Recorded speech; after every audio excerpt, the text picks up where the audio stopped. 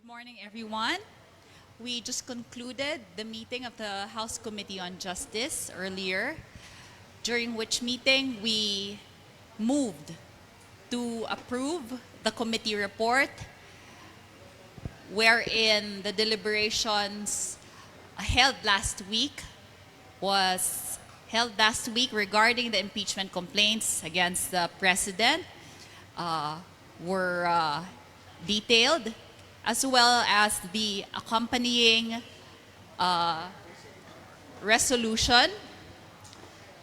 And after our approval of the motion, we will now forward the report and the accompanying resolution to the House plenary.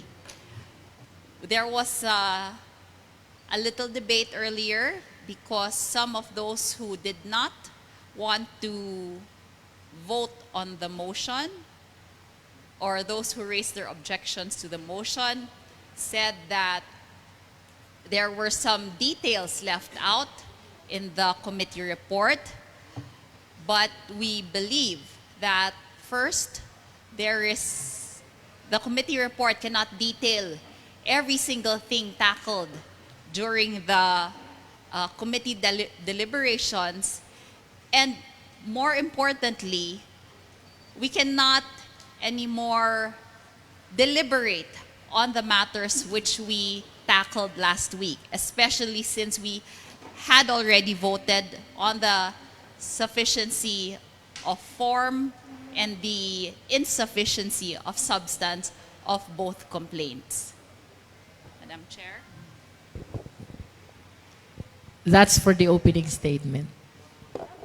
In layman lang po, para lang po sa mga kababayan natin, ano po yung kahalagahan nung nangyari kanina na proseso dito sa impeachment proceedings laban sa Pangulo?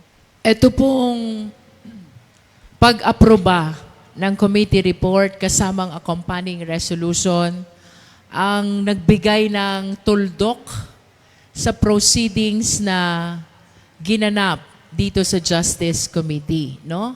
Doon sa committee report, pinagtibay po yung pinagbotohan last February 4, insufficiency in substance of both the De Jesus complaint and the Masa et al. Complaint.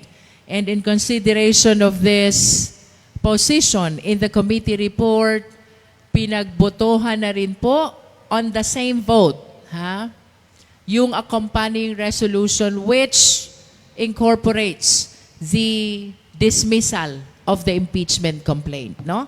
So in other words, dahil nanindigan ng Justice Committee na hindi sufficient in substance, ang De Jesus at Masa et al. Complaint ay pinagtibay na din na i-dismiss itong dalawang impeachment complaint na ito laban sa ating Pangulo. Nevertheless, both the impeachment complaint and its accompanying resolution are subject to the approval or disapproval of the plenary once it is included in the order of business, no?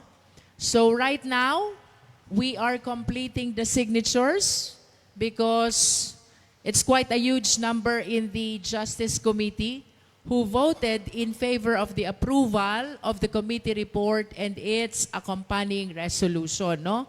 Once makompleto ang signatures ng mga members ng Justice Committee bumoto in favor of the approval, ito po ay aming ifo-forward na sa plenaryo, and we will be waiting as to when the same will be included in the order of business upang mapagtalakayan naman po doon sa plenaryo. Para po ito'y ma-approve or ma-disapprove, the requirement is at least 1/3 vote of all the members of the House of Representatives. Do we expect the transmittal to the House plenary within the day po? We will definitely transmit today. But as to when the same will be included in the order of business, it will depend on the Committee on Rules.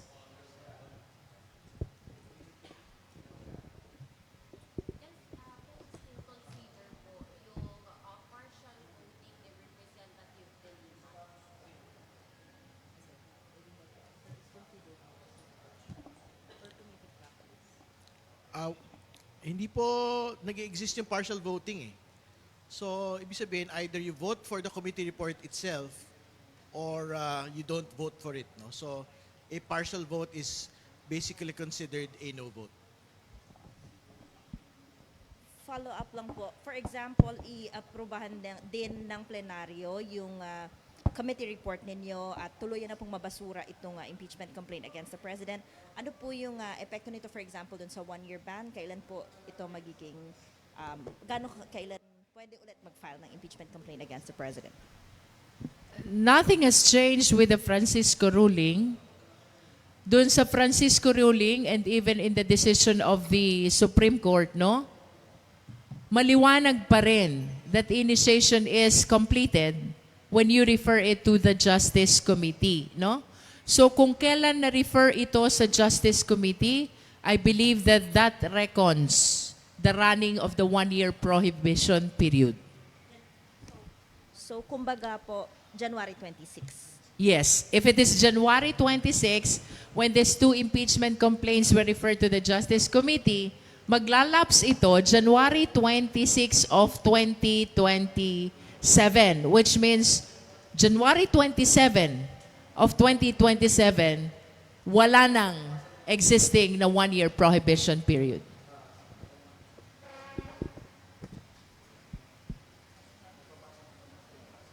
In terms naman po sa impeachment complaint kay VP Sara, hanggang kailan po tayo mag-receive ng mga complaints?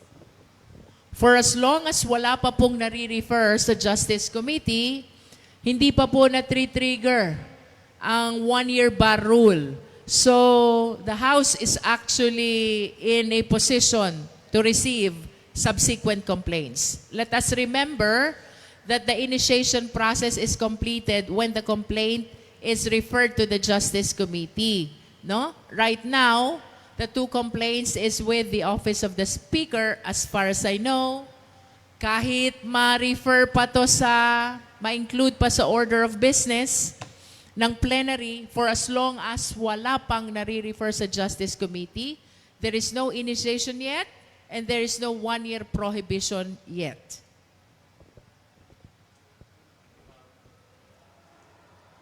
Baka lang po may pagbabago from last Friday. May narinig na po ba kayong efforts to go for the one-third for the fast track route when it comes to the VP impeachment? Wala pa po kami naririnig for the fast track.